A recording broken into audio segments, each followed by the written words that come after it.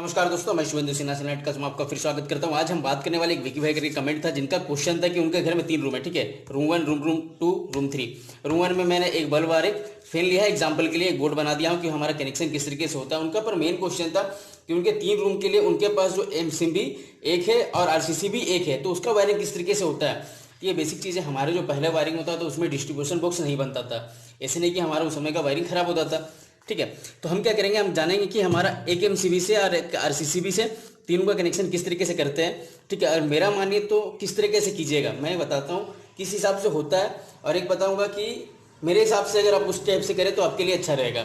तो हम क्या करेंगे, दोनों टॉपिक में बात करेंगे।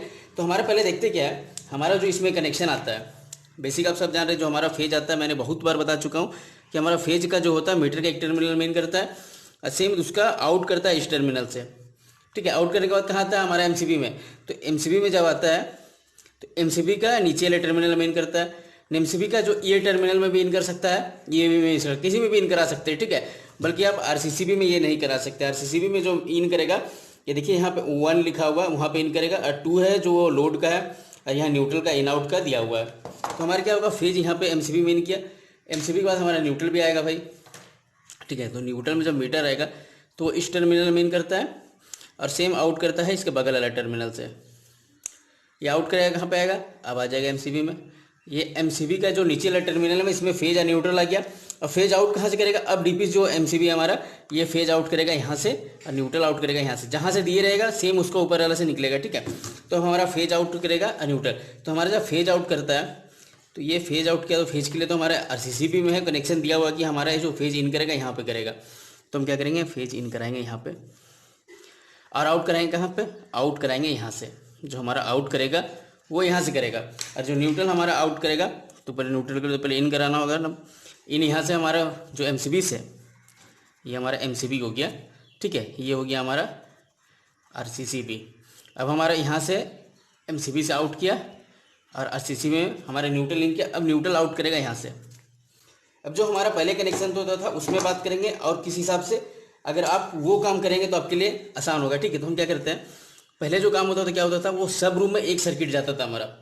ठीक है, एक ही सर्किट से पूरा कनेक्शन का काम होता था। ऐसे नहीं कि उस समय का कनेक्शन खराब था या उस समय कुछ यूज नहीं होता था। उस समय का कैसे होता था, जो पहले के समय में जो वायरिंग आपके घर में होगा भोजन का, तो उस समय क्या है उसका वायरिंग इस तरीके से होगा, जो हमारा आरसीसीबी से आउट किया है। ठीक है, अगर आरसीसीबी नहीं होगा तो एमसीबी या मेन स्विच से जो फेज आउट करता है वो क्या करता है, एक वायर यहाँ आता है, ये आ जाएगा एक रूम नंबर में। अगर यही लाइन में रूम नंबर 2 है, ठीक है, तो यहीं से निकल जाएगा रूम नंबर 2 में। और यही लाइन में रूम नंबर 3 भी है तो रूम नंबर 3 में भी यहीं से निकल जाएगा।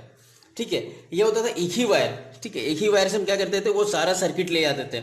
अलग अलग सर्किट हम पहले क्या करते, अब जो डिस्ट्रीब्यूशन बॉक्स में लाते हैं, पहले उस तरीके से हमारा काम नहीं होता था।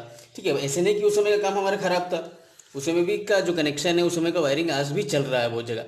अब इसके साथ क्या होता है, न्यूट्रल आता था, न्यूट्रल भी ऐसे ही आया, इस रूम में आया यहाँ पे। अब न्यूट्रल भी सब रूम में जाएगा, तो सेम जिसको भी न्यूट्रल जहाँ से आराम होता है न्यूट्रल लोग वहीं से ले जाते थे। अब यहाँ पे आया, ये रूम नंबर 2 में न्यूट्रल आ गया और ये रूम नंबर 3 में भी न्यूट्रल आ गया। तो ये कनेक्शन होता था पहले, जो एक वायर।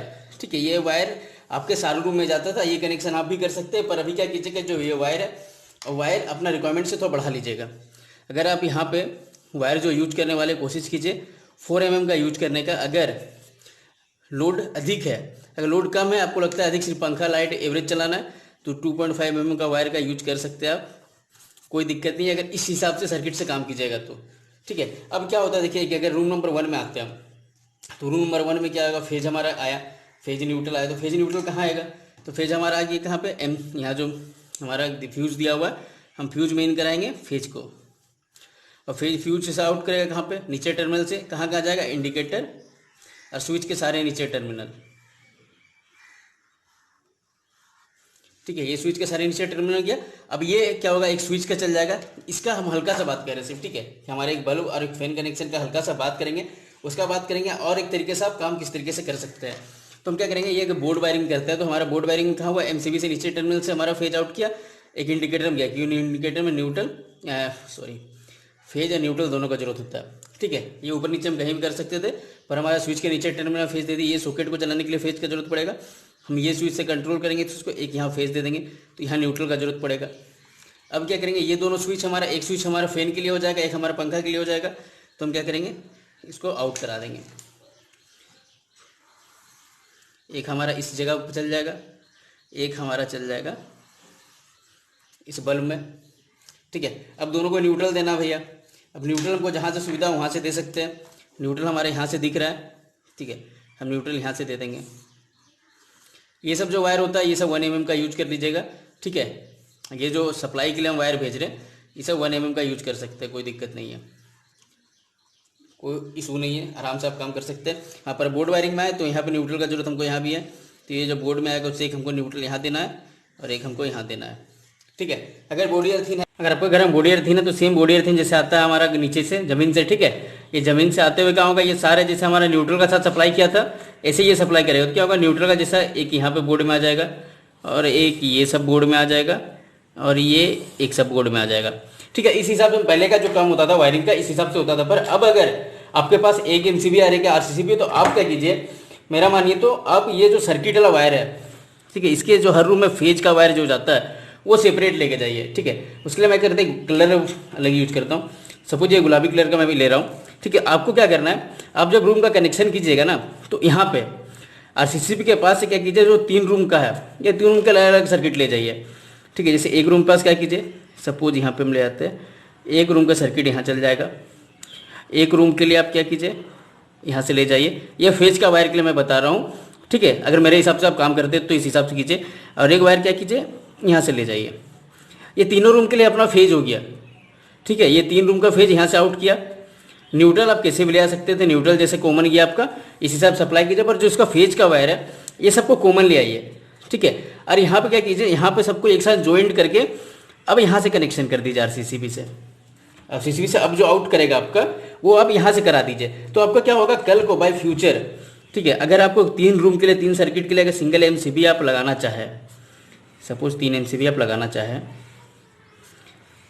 ठीक है, अलग अलग रूम के लिए, तो क्या होगा, आप यहाँ से इसको खोल के आप तुरंत कनेक्शन कर सकते हैं, ठीक है। अब नीचे कनेक्शन करने करेगा तो क्या, ये जो वायर है ये नीचे चल जाएगा और ये जो तीनों वायर है ये क्या होगा, ये ऊपर टर्मिनल में आउट कर जाएगा MCB का, ठीक है। ये सब ऊपर टर्मिनल से आउट करेगा जो यहाँ से ये वायर है। तो क्या होगा ना, आपको दोबारा मेहनत करने की जरूरत नहीं पड़ेगा।